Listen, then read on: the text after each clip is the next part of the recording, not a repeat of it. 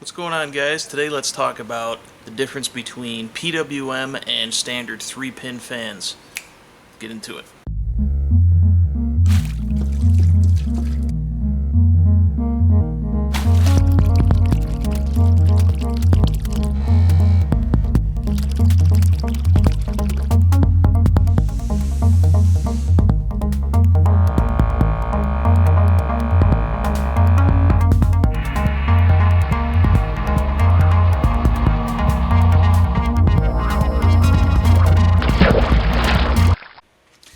So when shopping for a new PC fan, you generally hear the term PWM, or pulse width modulation, or 3-pin, or 4-pin Molex, alright?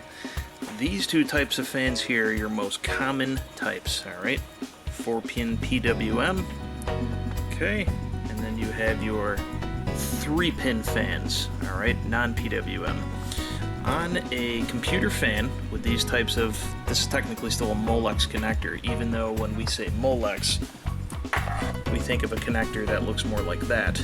Molex is really just the company who does these. Anyway, so on a PWM fan you have 4 pins, alright? You have your ground, you got your 12 volt, alright? Then the third pin is the tachometer, meaning it'll actually report an RPM signal back to a motherboard or controller.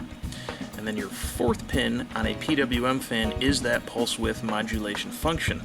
Alright, here is your 3-pin fan, which only has the tachometer. That's the main difference, alright? Now, you can use a 4-pin fan on a 3-pin fan header, and you can use a 3-pin fan on a 4-pin fan header, because the first 2 pins are going to be the same on either or. It's just ground 12 volt, ground 12 volt. In fact, you could have a 3-pin fan without this tachometer wire installed. You see that all the time. Same with the PWM. You could still run the fan without the last 2 wires. Alright, so here we have a 3-pin fan. As you can see, 3 wires. Yellow is usually tachometer, so you got ground, positive, and tach. And I actually have this plugged into a Lamptron fan controller. Okay, so what this is doing is this is actually stepping up and down the voltage. That is how we are going to adjust the speed of this fan, alright? With a PWM fan, you can also control the speed of the fan by stepping up and down the voltage. However, PWM also has a separate function, which we'll get into in a minute. But anyway, this is how your motherboard controls a 3-pin fan. It's very similar to this. So once I bring up this knob here, okay, there's our voltage. So at this point, we are sitting at 2.5 volts. It is not enough to start this fan. Usually they don't start till around 4. So let's increase, 2.7, nothing. And then now the fan's starting to jerk, and right around 7 volts. This fan is running very low, but it is running. Alright, so this is how your motherboard controls fan voltage in the BIOS. Steps it up and down. So if we crank this all the way up, alright, 12 volts, the fan is running flat out. That's a 3-pin fan. It's the only way to adjust the speed on a 3-pin fan is with a voltage stepper. Okay, now just to prove my point, here's a PWM fan. Alright, you can use a PWM fan in the same fashion. Let's go ahead and stick this on.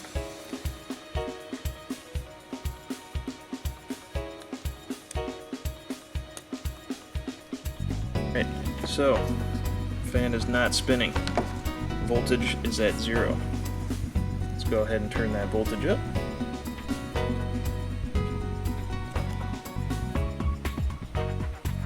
There we go. Ooh. And there we go. So right now, with this guy, at 9.4 volts, we're getting 1800 RPM. Over here at 12 volts, we're getting 2580 RPM. So let's see what this will do flat out. Alright, 12 volts, 2100 RPM. It says 2160. It's not exact. So this fan is pretty powerful. Alright, and right now I am using a PWM fan on a 3-pin header. I've seen people talk in forums and say that you can't do this. It's simply not true. It's the same pinout. Alright, doesn't make a difference. PWM can go on a 3-pin header, a 4-pin header can take a 3-pin fan or a 2-pin fan. The only time this is not going to work is when a fan is crimped for one of these guys. Alright, this is your standard Molex. You got 12 volt, ground, 5 volt. Alright, so you could control a 12 volt fan just using this side. However, unless you have some kind of a machine to control the voltage of Molex, you will not be able to step up and down the voltage and change the speed. Now right here I have one of my favorite little tools. This is the Noctua PWM controller. Okay, this allows you to control PWM fans, alright, using this little speed dial right here. As this dial comes up, that light gets brighter and darker. This is a nifty little tool. So we're going to take our LEPA fan, and we're going to hook that up to this PWM controller. Now what's the difference between PWM and 12 volt? This pulse width modulation control allows you to adjust the fan speed via a duty cycle rather than the voltage. So right now this fan is barely moving. Okay, as we adjust the controller up, more, we're going all the way up now. Okay, oops, in fact that's so high it's knocking the fan over.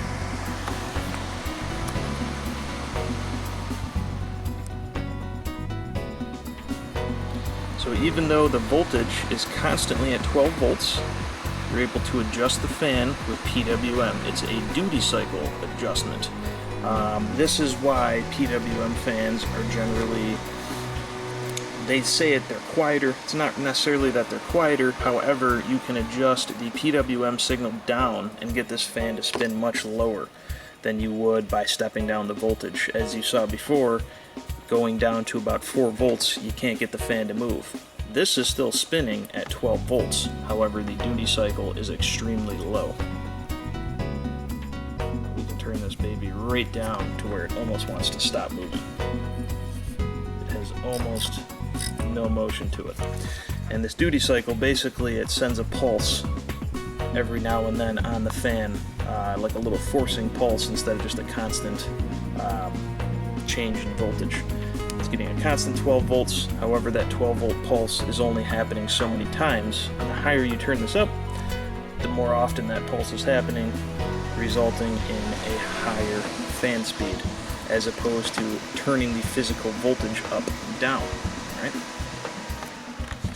So again, as stated, I have a PWM fan on this controller and a 3-pin fan. This is a DC voltage controller, and as you can see, turn this baby up right here. Okay. We're getting a slight spin at 4 volts. Let's turn this guy up. Oops, let's see. Let's on this one here. Alright. Right around 4 volts is generally where fans will start to spin up. Okay, this is a very complicated thing, having a set of resistors and capacitors in here to adjust the voltage in order to get your fans to change. The PWM is a more energy efficient, and it has a wider range. If you're ever wondering, should I get a PWM fan or a 3-pin fan? I would say get the PWM if you have the option. If you have a very old motherboard and you don't have a lot of fan headers, you might want to stick to the 3-pin fan, or if you're using a lot of fans with, say, Molex to 3-pin, and they have shielded connectors, you may want to also get the 3-pin fan. But if you can, always get the PWM, because the PWM is going to work just like the 3-pin fan, you're just getting an extra feature. PWM is kind of becoming the new standard. There'll always be the option for 3-pin.